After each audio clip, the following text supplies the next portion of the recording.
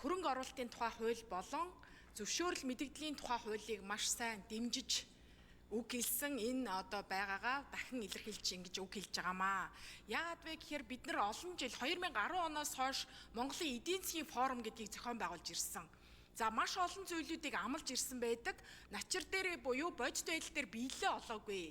Тийм ч учраас олон жил гадаадын хөрөнгө оруулагчид гадаадаас Монгол улсад төлөөлөн суугаа элчин сайдууд Монголд хамгийн наазах нь 3 том асуудал байна гэж хэлдэг. Нэгдүгээрт нь нээлттэй ил тод байдал дутмаг байна. За хоёрдугаарт нь альва одоо гэрээ хилцэл, хууль эрх зүйн орчны биелэлт, гүйцэтгэл муу байна гэдэг. Гуравт нь мэдээж бид бүгдийн мэддэг авилга, хээлх ахуулын асуудал. За энэ хамгийн наазахын 3 том асуудал. Цаашлаад олон мэдээж зохицуултын асуудлууд яригдана. Түүнчлэн одоо энэ бизнесийн эрх чөлөөний хууль өмнө нь яригдчихсэн эдийн засгийн эрх чөлөөний хуультай холбогдуулаад Heritage Foundation, Fraser Institute зэрэгс гаргадаг олон улсын эренбүүдийг маш их ашиглаж байна. Яагаад бид нар энийг яриад байгаа юм бэ өнөөдөр? Энэ бол зөвхөн Монгол улсын асуудал биш юм аа. Дэлхийд даяар оршин байгаа олон улсуудыг зэрэгцүүлсэн, эрэмтэлсэн ийм ранкууд, тайлангууд байна. Энд Монгол улс дандаа хойгуур байранд ороод байгаамаа.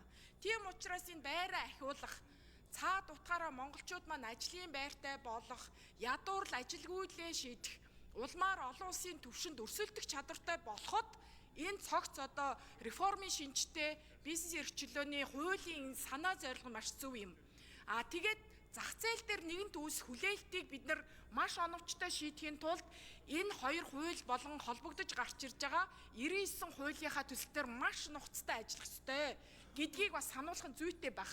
Өнөөдөр гишүүд маш чухал санаануудыг хэлж гин.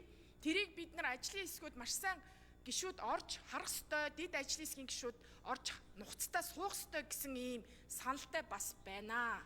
За эдийн эрх чөлөө. За ялангуяа эдийн засгийн эрх чөлөөнд юуг авч үздэг вэ гэхээр тухайн улсын худалдаа, наймаа, бизнес эрхлэх, хөдөлмөрийн зах зээлийн, санхүүгийн зах зээлийн зохицуултын асуудлууд яригддаг. За санхүүгийн зах зээлийн зохицуулт гэхээр юу вэ гэхээр хамгийн наад зах нь их үүсрүүд. Одоо жишээлбэл арилжааны банкуд гадаадын зах зээлээс мөнгө босгодог, орж ирээд өртгөх нь өндөр болдог. Тэр суудгах тэр татврын хэмжээг 20 биш 5% болгоно гэдэг чинь маш том дэмжлэг болчихж байгаа. Нөгөө өртгийг багасгаж өгч байгаа. За наазах нь. За цаашлаад нөгөө түрүүний миний хэлсэн хууль эрх зүйн болон гэрээний хилцлийн биелэлт муу байна гэдэг дээр. Тэгэхээр яах нь вэ? Маргаан гомдол маш их гардаг гэдгийг ярьж штэ. Тэрийг шийдэх, маргаан зохицуулах, гомдлыг барагдуулах механизмуудыг дотоодын болон олон улсын түвшинд бий болгоно гэж байна. За цаашлаад мэдээж олон одоо асуудлууд салбарын түвшинд яригдчихэж шин эрчим хүч, сэргээгдэх эрчим хүч гээд энэ салбаруудаа дэмжиж байгаа нь бид нар өнөөдөр зөвхөн уул уурхайн салбар, олборлох салбар, эрдэс баялагын салбараас үл хамааран хөгжих ёстой гэдгийг өдөөж дэмжиж өгөх юм зохицуултууд орж ирэх нэ. За цаашлаад хамгийн том яригдаг бас нэг энэ эрх чөлөөний асуулт яригдаг зүйл юу вэ гэхээр дотоодын нийт бүтээгдэхүүнтэй харьцуулсан төсвийн хэмжээ гэдэг. Өөрөөр хэлэх юм бол төсвийн сахилга бат.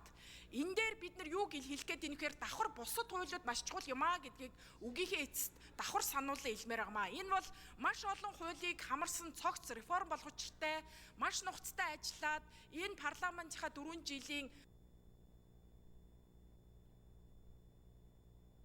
За дэмжиж үг хэллээ. Мөнх зөвлөгчөнд баярлалаа.